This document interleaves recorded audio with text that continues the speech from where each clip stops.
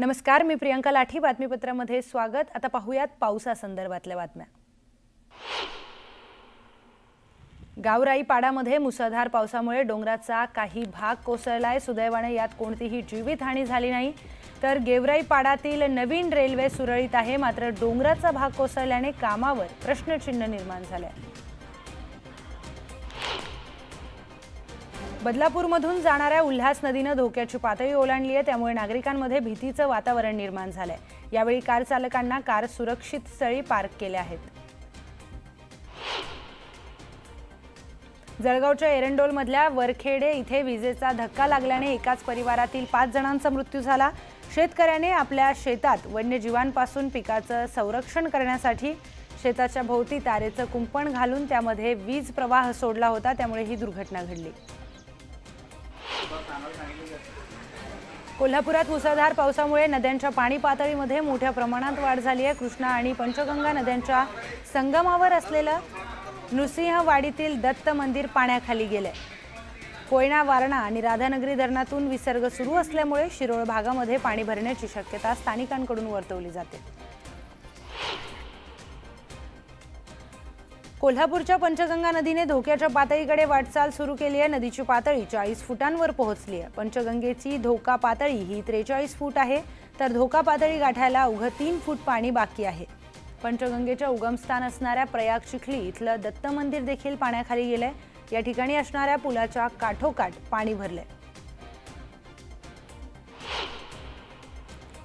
सोलापुरातील हिप्परगा तलाव ओव्हरफ्लो झालाय. तलाव ओव्हरफ्लो झाल्यानं परिसरात पूरजन्य परिस्थिती निर्माण झाली आहे. पावसाचा जोर आणखी वाढला तर तलावाची पाणी पातळी वाढण्याचीही शक्यता आहे. कोल्हापूरच्या पंचगंगेने इशारा पातळी ओलांडली. पंचगंगा नदी धोक्याच्या पातळीत ओलांडली आहे, त्यामुळे 85 बंधारे अद्यापही पाण्याखालीच गेल्यानं वाहतूक देखील विस्कळीत झाली आहे. कोल्हापूरच्या शाहूवाडी तालुक्यातील कानसखोऱ्यात अतिवृष्टीमुळे वारणा नदी आणि कांसा नदी यांचा संगम असलेल्या मालेवाडी गावाशेजारी रस्त्यावर पाणी साचल्याने 16 गावांचा संपर्क तुटला. त्यामुळे मालेवाडीसह नदीकाठच्या गावांना प्रशासनाने सतर्कतेचा इशारा दिलाय.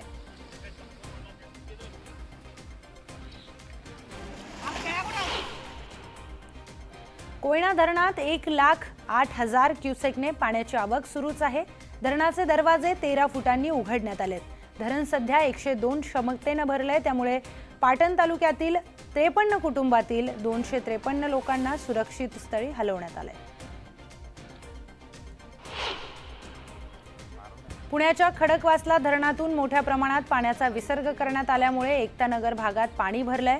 मुळामुठा नदी पात्राबाहेर आलं असून नदीच्या प्रवाहामध्ये वाढ झाली आहे. नदीकाठची अनेक मंदिरं ही पाण्याखाली गेली.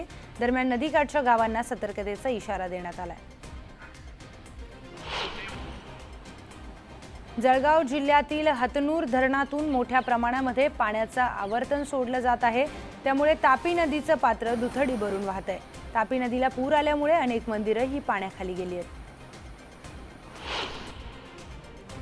मुसळधार पावसाने भीमा नदीच्या पाणी पातळीमध्ये वाढ झाली असून भीमा नदीचे पात्र हे दुथडी भरून वाहत आहे. पावसामुळे खडकवासला धरणातून भीमा नदी पात्रामध्ये 39,000 क्युसेकने विसर्ग सुरू केला होता, त्यामुळे दौंड शहरातील दशक्रिया विधी घाट आणि महादेव मंदिर पाण्याखाली गेले.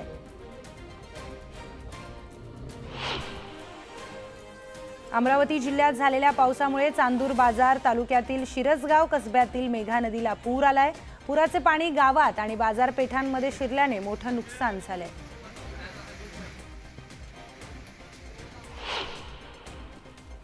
अमरावतीच्या चांदूर बाजार आणि अचलपूर तालुक्यामध्ये ढगफुटीने मोठं नुकसान झालंय. तातडीने नुकसान भरपाई देण्याची मागणी बच्चू कडूंनी केली आहे. तर नुकसानग्रस्त भागाचा दौरा केल्यानंतर कडूंनी अधिकाऱ्यांशीही संवाद साधला.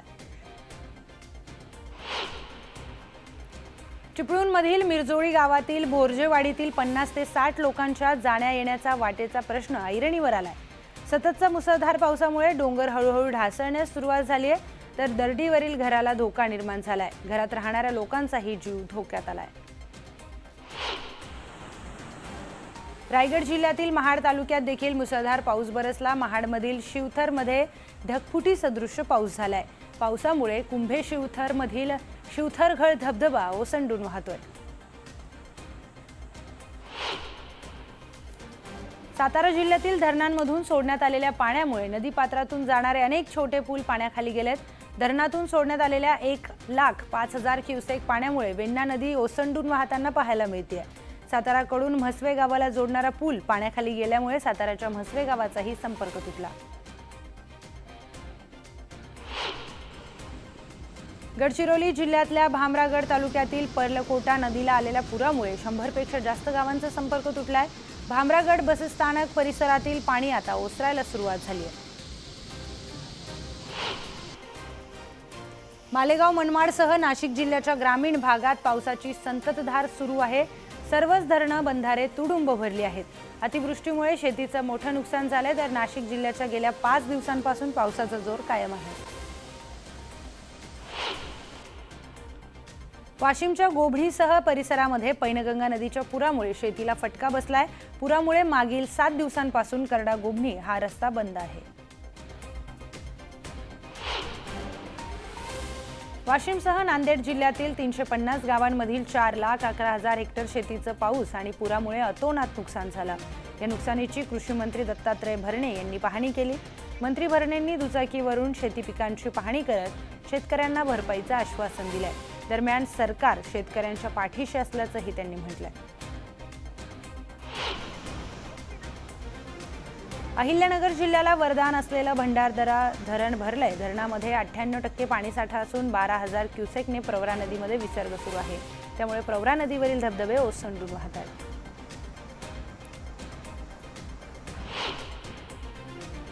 जायकवाडी धरणाचा पाणीसाठा 95% पोहोचलाय। धरणामध्ये 976 क्युसेकने आवक सुरू असून जायकवाडीसह इतर मध्यम प्रकल्प तुडुंब भरलेत।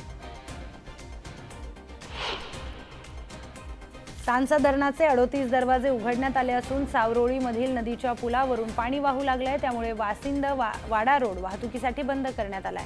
त्यामुळे प्रशासनाकडून नागरिकांना सतर्कतेचा इशारा देण्यात आलाय। नाशिकच्या इगतपुरीतील वाघाचा झाप मेंगाळ झाप कातोरे वस्ती येथील रस्ता पाण्याखाली गेलाय। त्यामुळे आदिवासी पाड्यांचा शहराशी संपर्क तुटला। विद्यार्थी व नागरिकांना आपला जीव मुठीत घेऊन इथे प्रवास करावा लागतोय। भिवंडी शहराजवळील काटई ग्रामपंचायत हद्दीतील तलावामध्ये कंटेनर शिरलाय। ब्रेक फेल झाल्यानं कंटेनर चालकाने समोरील वाहनांना वाचवण्यासाठी जवळील तलावाच्या संरक्षण भिंतीला धडक दिली। त्यानंतर कंटेनर थेट तलावात पडला। कंटेनर चालकाने उडी मारून आपला जीव वाचवलाय।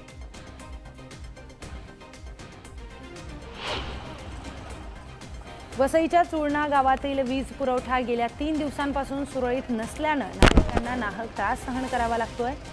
तातडीनं वीज पुरवठा सुरळीत करण्याची मागणी इथल्या नागरिकांनी केली आहे। मध्य प्रदेशसह जळगाव जिल्ह्यामध्ये सुरू असलेल्या पावसामुळे तापी नदीला पूर आला। त्यामुळे नंदुरबार जिल्ह्यातील प्रकाशा आणि सारंगखेडा बॅरेजचे 6 दरवाजे उघडण्यात आलेत। नंदुरबार जिल्ह्यात पाऊस नसला तरी तापी नदी दुथडी भरून वाहते।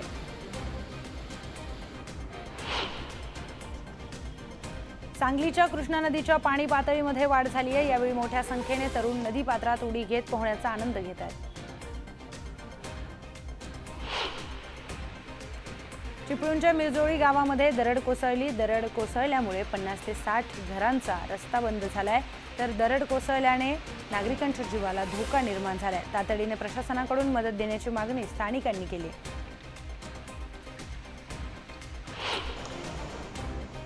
पुण्याच्या घोड नदीला पूर आलाय। त्यामुळे चांदोह लाखण गावातील पूल पाण्याखाली गेलाय। त्यामुळे शिरूर आणि आंबेगाव तालुक्यातील गावांचा संपर्क तुटला। दरम्यान डिंभे धरणातून घोड नदी पात्रामध्ये 17,000 क्युसेक पाण्याचा विसर्ग करण्यात आलाय। नाशिकच्या गंगापूर धरणातून पाण्याचा विसर्ग वाढवण्यात आलाय। यामुळे गोदावरी नदीतील पाणी पातळीमध्ये मोठी वाढ झाली आहे। पुराचं पाणी वाढल्यानं गोदा काठावर भरणारा आठवडी बाजार रद्द करण्यात आलाय। दरम्यान नदी काठावरील पार्क केलेली वाहनं काढण्याच्या सूचना प्रशासनाने दिलेल्या आहेत। मुसळधार पावसाचा रेल्वे सेवेवर परिणाम झालाय। वंदे भारत एक्सप्रेस मुंबई सोलापूर रेल्वे रद्द करण्यात आली आहे, तर अनेक रेल्वे गाड्यांच्या वेळापत्रकामध्ये बदल करण्यात आलाय। दरम्यान नागरिकांना वेळापत्रक बघूनच प्रवास करण्याचं आवाहन करण्यात आलंय।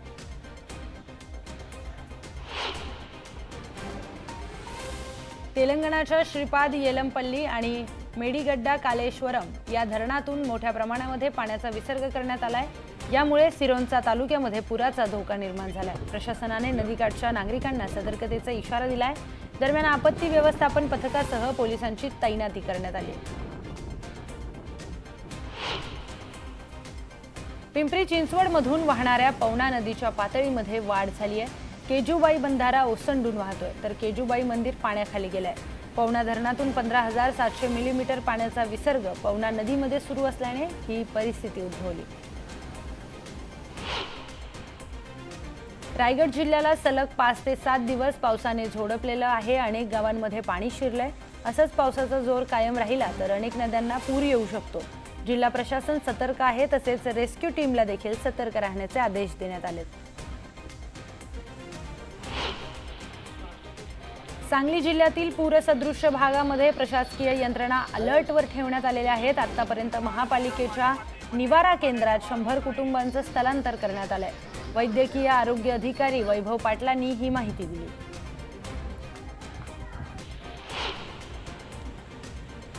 उल्हास नदीने धोक्याची पातळी ओलांडली असून नदीवरील उड्डाणपूल वाहतुकीसाठी बंद करण्यात आलाय।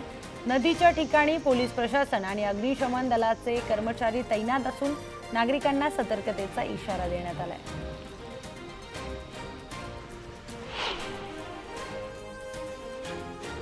रत्नागिरी जिल्ह्यातल्या खेड तालुक्यातील जगबुडी तसेच नारंगी या दोनही नद्यांनी धोका पातळी ओलांडली आहे। त्यामुळे नारंगी नदीच्या पुराचे पाणी शेकडो हेक्टर भात शेतीत शिरल्याने शेतकऱ्यांचं मोठं नुकसान झालंय।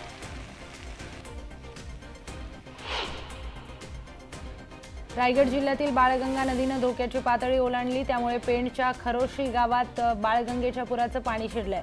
अजून आजूबाजूच्या गावांना सतर्कतेचा इशारा देण्यात आलेला आहे। प्रशासन अलर्ट मोडवर आलंय।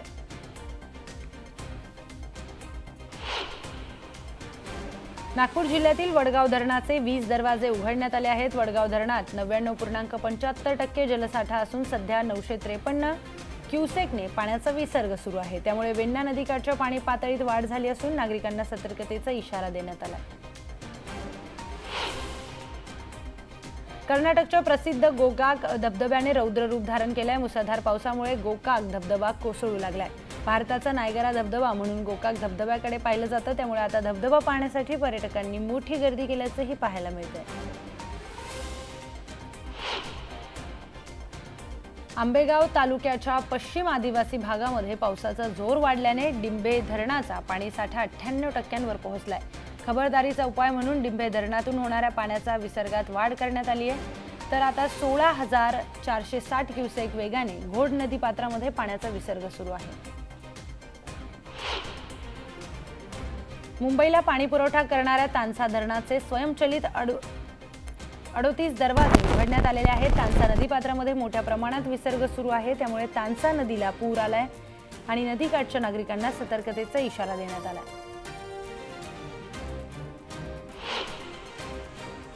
भातसा धरणाचे 5 वक्र दरवाजे 1 मीटरने उघडण्यात आले आहेत। तर भातसा धरणाच्या पाणी पातळीमध्ये मोठ्या प्रमाणात वाढ झाली आहे। त्यामुळे सातगावसह नदीकाठच्या गावांना सतर्कतेचा इशारा देण्यात आला आहे। सातारा जिल्ह्यातल्या पश्चिम भागात मुसळधार पाऊस झाल्याने धरणांच्या पाणी पातळीमध्ये झपाट्याने वाढ झाली आहे। दोम धरणातून 17,000 क्युसेक तर कण्हेर धरणातून 15,000 क्युसेकने वेण्णा आणि कृष्णा नदीपात्रात पाण्याचा विसर्ग सुरू आहे। पाण्याच्या प्रवाहामुळे संगम माहुली येथील स्मशानभूमीमध्ये पूर्णपणे पाणी साचलेलं आहे, तर अग्निकुंडही पाण्याखाली गेलेत। अमरावतीच्या परतवाडा शहरामध्ये मुसळधार पाऊस बरसला असून नदी आणि ओढ्यांना पूर आलाय। करजगाव बहिरम जवळील एका पुलावरून पाणी वाहत असल्याने पुलावरील वाहतूक देखील बंद झाली होती। मात्र एका स्कूल बस चालकाने पुराच्या पाण्यात बस घातली। दरम्यान मुलांचा जीव धोक्यात घातल्यामुळे नागरिकांनी संताप व्यक्त केलाय। गडचिरोलीच्या पल्ले गावातील जिल्हा परिषद शाळेचे मुख्याध्यापक पुरात वाहून गेल्याची घटना घडली आहे। यामध्ये मुख्याध्यापक सोमा तलांडी यांचा मृत्यू झालाय। शाळेतून घराकडे परतताना ही घटना घडली। पिंपरी चिंचवडच्या विविध भागातील 1000 नागरिकांना सुरक्षित स्थळी स्थलांतरित करण्यात आलंय। दरम्यान अद्यापही पवना, इंद्रायणी आणि मुळा नदीकाठचे नागरिक जीव धोक्यात घालून राहत आहेत। मुंबई, ठाणे, रायगड आणि पालघरसह रत्नागिरीत आजही मुसळधार पावसाचा इशारा देण्यात आलाय, तर कोल्हापूर घाट, गडचिरोली, नागपूर आणि गोंदियाला पावसाचा ऑरेंज अलर्ट देण्यात आलाय। पावसामुळे ठाण्यासह नवी मुंबई, रायगडमधील शाळांना आज सुट्टी जाहीर करण्यात आली। रत्नागिरी, सिंधुदुर्ग, सांगलीसह मावळ आणि साताऱ्यातील शाळाही आज बंद असणार आहेत। सांगलीच्या चांदोली धरण पाणलोट क्षेत्रामध्ये पावसाची संततधार कायम आहे। गेल्या 24 तासात 100 मिलीमीटर पावसाची नोंद झाली आहे। चांदोली धरण 93% भरले असून धरणातून 39,000 क्युसेकने वारणा नदी पात्रात पाण्याचा विसर्ग सुरू आहे, त्यामुळे नदीकाठच्या नागरिकांना सतर्कतेचा इशाराही देण्यात आलेला आहे। उजनी धरणातून 75,000 क्युसेकने भीमा नदी पात्रामध्ये विसर्ग सुरू करण्यात आलाय, तर पॉवर हाऊसमधून 1600 क्युसेक वेगाने विसर्ग सुरू करण्यात आलेला आहे। एकूण 76,600 क्युसेकने भीमा नदी पात्रात देखील विसर्ग सुरू आहे, त्यामुळे नदीकाठच्या नागरिकांना सतर्कतेचा इशारा देण्यात आला।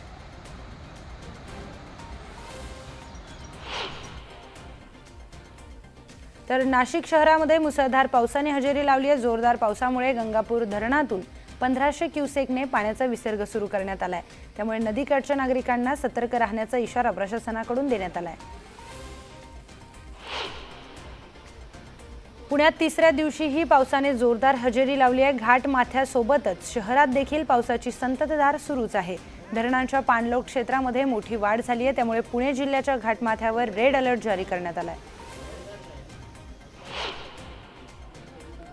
खडकवासला धरणातून मोठ्या प्रमाणामध्ये विसर्ग केला जातोय, त्यामुळे पुणे शहरात पाणी साचण्यास सुरुवात झाली आहे। पुण्यातील एकता नगर परिसरातील सोसायटीमध्ये पाणी शिरण्यास सुरुवात झाली। सोसायटीच्या पार्किंग आणि रस्त्यावर देखील पाणी साचलंय। खडकवासला धरणातून 35,000 क्युसेक वेगाने विसर्ग केला जातोय। पुण्यातील ओंकारेश्वर मंदिर पाण्याखाली गेलंय, त्यामुळे शनिवार पेठेतील ओंकारेश्वर मंदिर भाविकांसाठी बंद करण्यात आलंय। मुठा नदीच्या पाण्यामुळे ओंकारेश्वर मंदिर संपूर्णपणे पाण्याखाली गेलंय। रत्नागिरी जिल्ह्यात पावसाने जोरदार हजेरी लावली आहे, त्यामुळे नद्यांना महापूर आलाय। पर्यटकांना आकर्षित करणारे धबधबे ओव्हरफ्लो झालेत, तर धरण क्षेत्रामध्ये मोठ्या प्रमाणामध्ये पाऊस झाल्याने धबधब्यांनी रौद्र रूप धारण केलंय। राजापूरच्या सवतसडा धबधब्याचे रौद्र रूप कॅमेऱ्यात कैद झाले। सांगलीमध्ये जोरदार पावसाने हजेरी लावली। जोरदार पावसामुळे कृष्णा नदीची पाणी पातळी 34 फुटांवर पोहोचली आहे। दरम्यान सांगलीतील 19 कुटुंबांना स्थलांतरित करण्यात आलंय। खबरदारी म्हणून प्रशासनाने हा निर्णय घेतलाय। पिंपरी चिंचवडमध्ये जोरदार पावसाने हजेरी लावली आहे। जोरदार पावसामुळे मोरया गोसावी मंदिरामध्ये 25 ते 30% फुटापर्यंत पाणी साचले, त्यामुळे परिसरातील जनजीवन विस्कळीत झालं। सिंधुदुर्ग जिल्ह्यात हवामान विभागाने पावसाचा ऑरेंज अलर्ट जारी केला आहे। यावेळी खबरदारीचा उपाय म्हणून सिंधुदुर्ग जिल्ह्यातील सर्वच शाळांना सुट्टी जाहीर करण्यात आली। मागील 24 तासांमध्ये सिंधुदुर्ग जिल्ह्यातील 111 मिलीमीटर पावसाची नोंद झाली आहे। कुडाळ तालुक्यातील 10 घरांमधील 36 नागरिकांना सुरक्षित स्थळी हलवण्यात आले। मुंबईतील पावसाचा विमान सेवेलाही फटका बसलाय। नागपूरहून मुंबईला येणारी 4 विमानांचं उड्डाण उशिरा करण्यात आलंय, त्यामुळे प्रवाशांना मोठा मनस्ताप सहन करावा लागतोय।